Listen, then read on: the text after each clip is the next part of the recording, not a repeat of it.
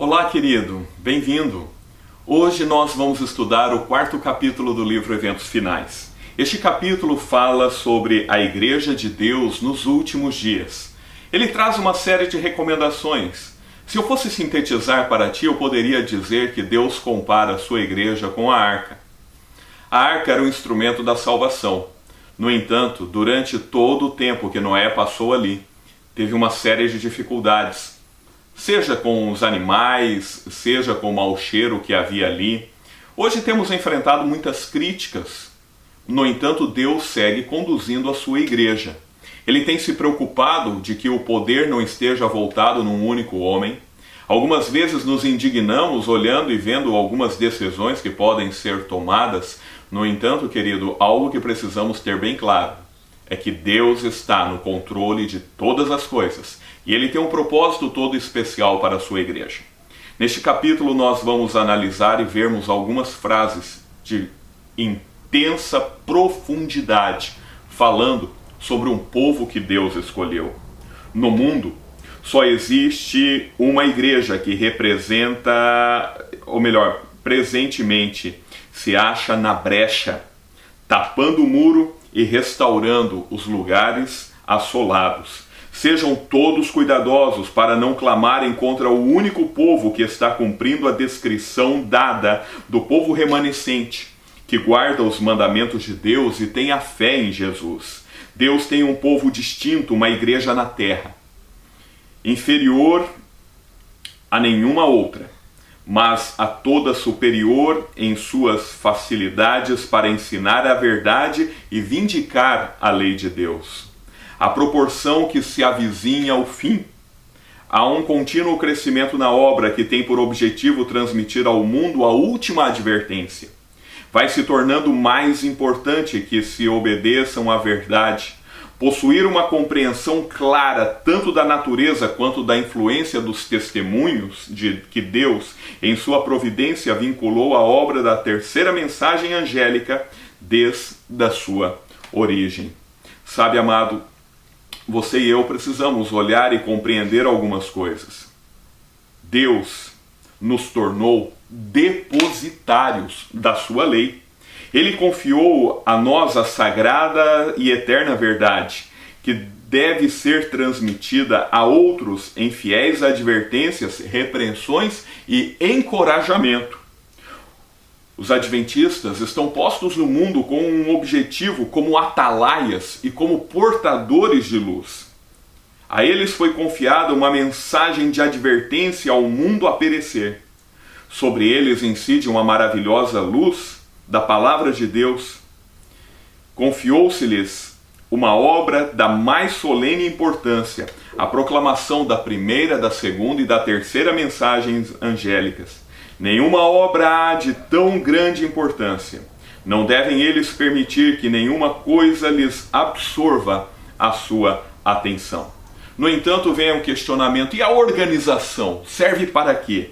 A organização ela era indispensável para promover a manutenção do ministério e para levar a obra a novos campos, para proteger dos membros indignos tanto as igrejas como também os ministros, para a conservação das propriedades da igreja, para a publicação da verdade pela imprensa e para muitos outros fins. A menos que as igrejas sejam organizadas de tal maneira que possam ter e impor ordem, nada poderão esperar quanto ao futuro. Alguns têm espalhado a ideia de que ao aproximar-se o tempo do fim, cada filho de Deus agirá independentemente de qualquer organização religiosa.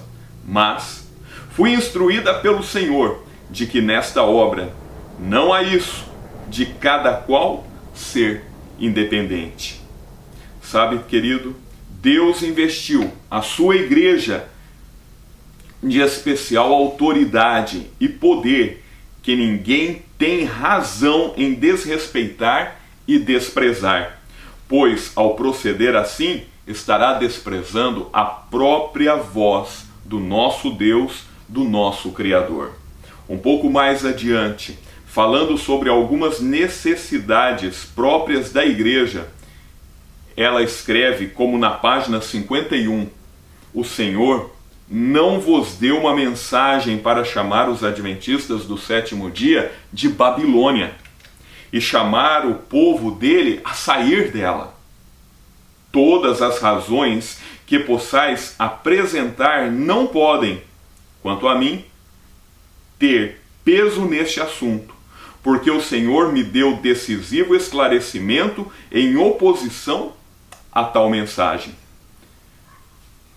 Sabe, querido, Deus porá tudo em ordem. Algumas vezes podemos nos sentir indignados frente a algumas situações, mas não há necessidade de duvidar, de estar temeroso de que a obra não seja bem sucedida. Deus está à frente da obra e porá tudo em ordem. Caso haja coisas necessitando serem ajustadas na direção da obra, Deus atenderá a isto e trabalhará para endireitar todo o erro. Tenhamos fé de que Deus vai conduzir a nobre nau que transporta o seu povo em segurança para o porto. A igreja, débil, defeituosa, precisando ser repreendida, advertida e aconselhada, ainda é o único objeto na terra ao qual Cristo confere sua suprema consideração. Sabe, amado, a gente olha e vai vendo algumas coisas como vão se desdobrando. No entanto, veja o que a autora nos coloca na página 56. Sou instruída a dizer aos adventistas do sétimo dia, em todo o mundo, Deus chamou-nos como um povo para sermos particular tesouro dele. Ele designou que sua igreja na terra esteja perfeitamente unida no Espírito e conselho do Senhor dos exércitos até o fim dos tempos. Sabe, amado, no entanto, há uma necessidade extremamente importante e profunda para nós de um reavivamento espiritual. Parecia existir um grande movimento. Em uma visão que ela teve ali no ano de 2000, ou melhor, no ano de 1901. Parecia existir um grande movimento, um trabalho de reavivamento em ação em vários lugares. O nosso povo movia-se em linha e respondia ao apelo de Deus. Sabe, querido, Deus tem demonstrado paciência com o seu povo.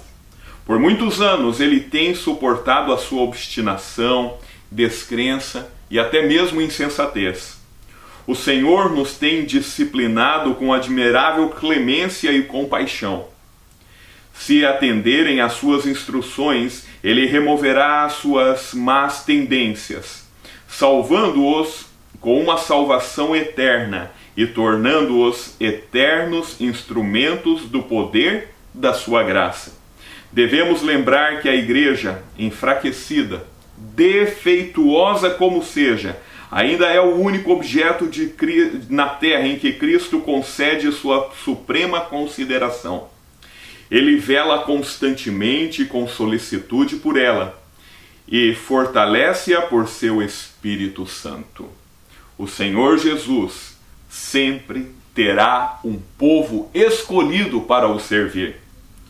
Se estes, por sua vez, não purificarem a sua vida de toda má ação, se não estabelecerem puros e santos princípios em todos os aspectos de sua vida, o Senhor os afligirá e humilhará dolorosamente, e a não ser que se arrependam, os removerá da posição que ocupam, tornando-os um opróbrio. Sabe, Deus julgará o seu povo pela luz que lhe foi concedida, pela orientação que ele tem. Tanto que na página 59, a autora do livro nos diz da seguinte forma: nas balanças do santuário há de ser pesada a igreja adventista do sétimo dia. Ela será julgada pelos privilégios e vantagens que tem gozado, de sua experiência espiritual, não correspondendo às vantagens que, a preço infinito, Cristo lhe concedeu. Se as bênçãos que lhe foram conferidas não habilitarem para fazer a obra que lhe foi confiada, sobre ela será pronunciada a sentença, achada em falta. Pela luz que lhe foi concedida, pelas oportunidades dadas, ela será julgada. Nestes últimos dias, o povo de Deus será exposto aos mesmos perigos que o antigo Israel. Os que não aceitarem as advertências que Deus dá cairão nos mesmos perigos que o antigo Israel, e não poderão entrar no descanso por causa da incredulidade. O antigo Israel, ele sofreu calamidades devido aos seus corações não santificados e vontades insubmissas. Sua rejeição final como nação foi o resultado da sua própria incredulidade, confiança em si mesmos, impenitência, cegueira mental e dureza de coração. Em sua história, nos é apresentado como um grande sinal de perigo. Sabe, querido, a igreja, ela é militante. Ela ainda não é a igreja triunfante. E a terra não é o céu. A igreja se compõe de homens e mulheres errantes e imperfeitos, mas são apenas alunos na escola de Cristo, a fim de serem adestrados, disciplinados, educados para esta vida e para a vida futura imortal. Todo membro de sua igreja militante deve manifestar as mesmas qualidades de Cristo Jesus, se deseja fazer parte da igreja triunfante.